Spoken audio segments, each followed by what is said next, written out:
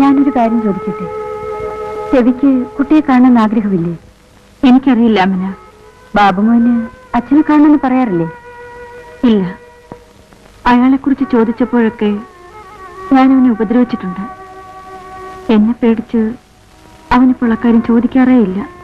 പ്രഭേ, നനകുമാരുടെ transfer ആയെന്ന് കേട്ടപ്പോൾ ഏറ്റവും അധികം സന്തോഷിച്ചത് ഞാനാണ്.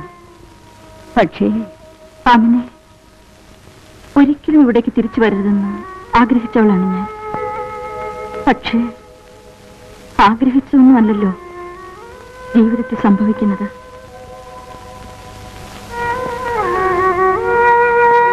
എന്റെ ഒരു അമ്മാവന്റെ മകനുണ്ട്, തടരാജൻ. ചെറുപ്പത്തിലെ നാടുവിട്ട അവൻ ഈടെ തിരിച്ചെത്തി. അവന്റെ ശല്യം സഹിക്കാൻ വയ്യാതായപ്പോഴാണ് ഞാൻ ട്രാൻസ്ഫറിന് എഴുതി കൊടുത്തത്. കിട്ടിയത് ഇവിടെയും. അയാൾ ഞാൻ എന്തിനു ശല്യപ്പെടുത്തുന്നു? എനിക്കറിയില്ല. അയാൾക്ക് എന്നെ വേണം. എനിക്ക് അയാളെ പേടിയാണ്. എന്തും ചെയ്യാൻ മടിക്കാത്തവൻ. ഏതായാലും ഇനി അയാളെ പേടിക്കേണ്ട ആവശ്യമില്ലല്ലോ. പടച്ചവനാണ് നിന്നെ ഇവിടെ എത്തിച്ചത്, നിങ്ങളെ ഒന്നാക്കാനായിട്ട്. അതിനുവേണ്ടി ഞാൻ ഇന്നും ഭീമാപ്പള്ളി ബീവിയോട് ദുആ ചെയ്യാറുണ്ട്. എന്ത് തോന്നി ഇങ്ങോട്ടൊക്കെ കിടക്കാൻ? സമയം ഉണ്ടായിട്ട് വന്നതല്ല. പ്രഭയ്ക്ക് ആശുപത്രിയിലേക്ക് ട്രാൻസ്ഫർ ആയി. അപ്പോ താമസ സൗകര്യങ്ങളൊക്കെ ശരിപ്പെടുത്തണമല്ലോ, അതിനു വേണ്ടി വന്നതാ. ആ, ഈ വയസ്സുകാലത്തും അവളുടെ കാര്യം നോക്കാൻ ഞാൻ തന്നെ വേണം. 3-4 വയസ്സായൊരു മോനെയും കൊണ്ട് അവൾ എങ്ങനെയാ ഹോസ്റ്റലിൽ താമസിക്കുക? ഭാഗ്യത്തിന് ആശുപത്രിക്ക് അടുത്തൊരു വീട് കിട്ടി. ആ ഗൾഫുകാരന്റെ ഭാര്യ ആമിന സിസ്റ്റർ, അവരുടെ കൂടെ ആ പ്രഭയും ബാബുമോനും താമസം. സ്വന്തം വീട് ഇവിടെ ഉള്ളപ്പോൾ വാടക വീട് അന്വേഷിച്ച് അലയേണ്ടി വരിക. ആ, എല്ലാം ആ പാവം പ്രഭയുടെ തലയിലെടുത്ത്. തനിക്ക് മോനെ കാണണ്ടേ? നിങ്ങൾ രണ്ടുപേരും ഈ പിടിവാശി കളഞ്ഞില്ലെങ്കിൽ ആ പിഞ്ചു കുഞ്ഞിന്റെ കാര്യം വലിയ കഷ്ടത്തിലാവും. ഞാൻ പറഞ്ഞില്ല എന്ന് വേണ്ട. പ്രഭ വിളിക്കുന്നത് കേട്ട് ശങ്കുച്ചിറ്റപ്പാന്നാ ബാബുമോനും വിളിക്കുന്നത്. തനിക്ക് അവളെ വിളിച്ചോണ്ടെന്നൂടെ? ശങ്കുച്ചിറ്റപ്പൻ വല്ലാതെ ക്ഷീണിച്ചു പോയല്ലോ. വീട്ടിലെല്ലാവർക്കും സുഖം തന്നെയല്ലേ?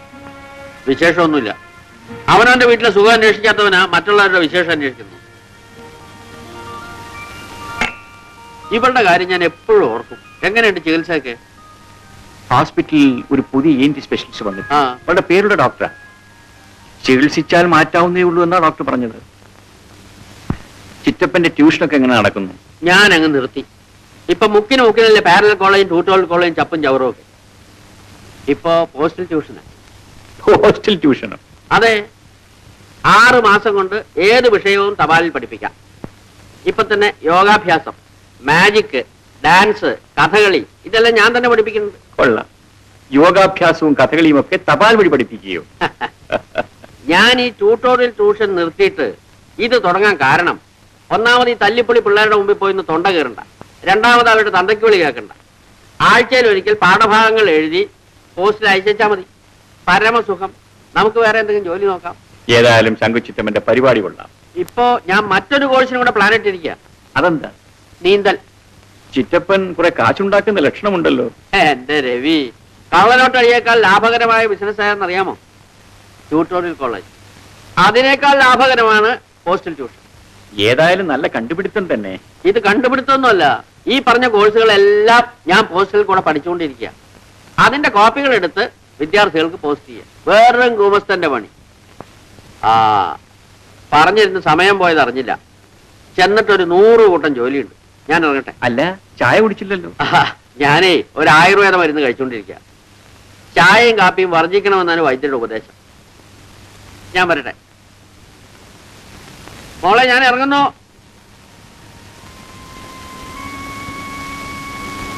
എത്ര തന്നെ മറച്ചു വെക്കാൻ ശ്രമിച്ചാലും നിന്റെ ദുഃഖം എനിക്ക് മനസ്സിലാകും. മറ്റൊരു തരത്തിൽ ഭർത്താവിനെ പിരിഞ്ഞ് ജീവിക്കുന്നവളല്ലേ ഞാനും. പക്ഷെ ആമിന അത് നിങ്ങളെപ്പോലെ പിണങ്ങിയിട്ടല്ല, സ്വന്തം ജീവനേക്കാൾ കൂടുതൽ ആ മനുഷ്യൻ എന്നെ സ്നേഹിക്കുന്നത് കൊണ്ട്. എണ്ണപ്പണത്തിന്റെ നാട്ടിൽ എരിപൊരി വെയിലത്ത് എന്റെ കെട്ടിയവൻ വിയർപ്പൊഴുക്കുന്ന എന്തിനാണെന്നോ? എന്റെ സുഖത്തിന്, എന്റെ സന്തോഷത്തിന്.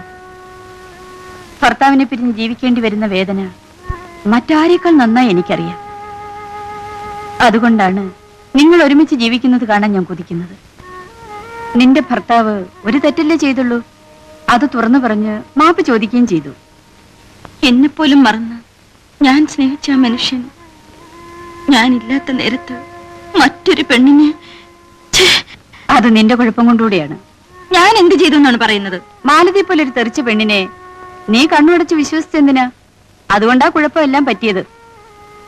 എന്തായാലും നടന്നു. പ്രഭേ, പുരുഷന് കീഴടക്കേണ്ടത് പിടിവാശി കൊണ്ടല്ല, സ്നേഹം കൊണ്ട് തന്നെയാണ്. കുറെയൊക്കെ ക്ഷമിക്കുകയും സഹിക്കുകയും ചെയ്യേണ്ടത് നമ്മൾ പെണ്ണുങ്ങളുടെ കടമയാണ്. എന്തൊക്കെ ഞാൻ ക്ഷമിച്ചു, സഹിച്ചു.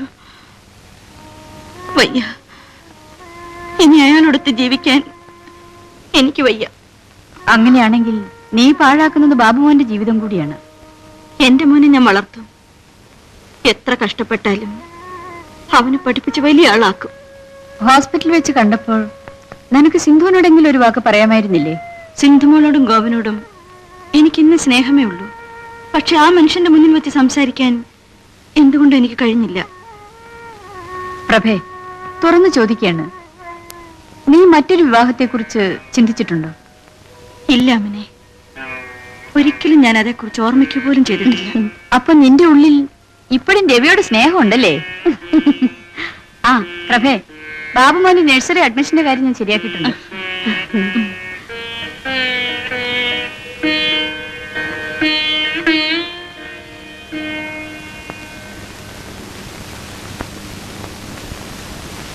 സിന്ധുമോളെ കഴിഞ്ഞ ദിവസം കണ്ടിട്ട് ഞാനൊന്നും മിണ്ടിയില്ല. എന്നോടൊന്നും തോന്നരുതേ. സിന്ധുമോളെ സ്നേഹിക്കാനേ എനിക്ക് കഴിയൂ. വരൂ, അവിടെ ഇരിക്കൂ. ആരാ?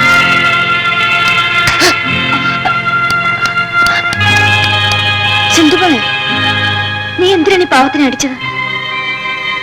കണ്ണു കാണാൻ പാടില്ലെത്തിയ പാവം നിന്നോട് എന്ത് തെറ്റ് ചെയ്തു?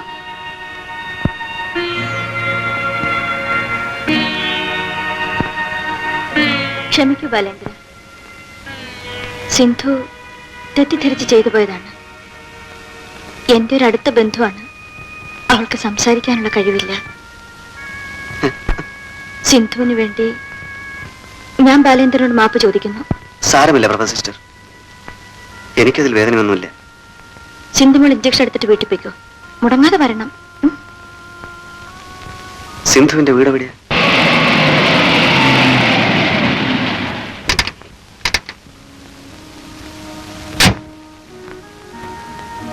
എന്താ സിന്ധു കാറിൽ? പ്രഭ സിസ്റ്റർ പറഞ്ഞയച്ചതാ. സിന്ധുവിന്റെ ആരാ? ജ്യേഷ്ഠൻ. പേര്? രവിപ്രസാദ്. എന്റെ പേര് ബാലേന്ദ്രൻ. കാഴ്ചശക്തി ഇല്ല, ഞാൻ ചികിത്സയിലാണ്. ബാലേന്ദ്രൻ എനിക്ക് മനസ്സിലായില്ലല്ലോ. ഞാൻ മംഗലത്ത് വീട്ടിലെയാ. രാമകൃഷ്ണ മുതലാളിയുടെ മകൻ. ഓ, അത് ശരി. എനിക്ക് ദിവസവും ഹോസ്പിറ്റലിൽ പോകേണ്ടതുണ്ട്. എന്നെങ്കിലും കാഴ്ച കിട്ടുമെന്നുള്ള പ്രതീക്ഷയിലാണ് ഞാൻ. അപ്പോ നിങ്ങളെല്ലാം നേരിൽ കാണാമല്ലോ. വിരോധമില്ലെങ്കിൽ നാളെ മുതൽ ഞാൻ സിന്ധുവിനെ ആശുപത്രിയിലേക്ക് കൂട്ടിക്കൊണ്ടു പോകാം. അതൊക്കെ ബാലചന്ദ്രന് ബുദ്ധിമുട്ടാവില്ലേ? എനിക്കൊരു ബുദ്ധിമുട്ടുമില്ല. എന്നും രാവിലെ 9 മണിക്ക് ഞാൻ വരാം. പ്രഭ സിസ്റ്റർ പറഞ്ഞിട്ടാ.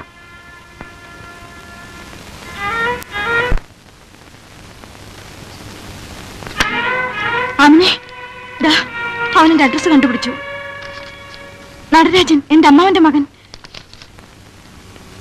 ആഹാ, ജോലി എങ്ങനെയുണ്ട്? സുഖം തന്നെയല്ലേ? എന്നൊക്കെയല്ലേ ഇതിലുള്ളൂ. നീ പറയുന്ന മാതിരി ഒന്നും ഇതിലില്ലല്ലോ. വേണ്ട, അവനെ നിനക്കറിയില്ല. എനിക്ക് പേടിയാകുന്നു. നീ ഇത്ര ഭീരുവായാലെങ്ങനാ? ഞാനുണ്ടല്ലോ നിന്റെ കൂടെ. പിന്നെ കുറച്ച് അകലെയാണെങ്കിലും നിന്റെ കെട്ടിയവന് വിടില്ലേ? ധൈര്യമായിരിക്കും. ഞാൻ പറഞ്ഞിട്ടില്ലേ, എന്തും ചെയ്യാൻ മടിക്കാത്ത ദുഷ്ടനാണവൻ. നിനക്കൊരു കുഴപ്പവും ഭീമാപ്പള്ളി ബീവി വരുത്തൂല. ബാബുമോൻ തനിച്ചല്ലേ ഉള്ളൂ. ഞാൻ വീട്ടിലോട്ട് ചെല്ലട്ടെ?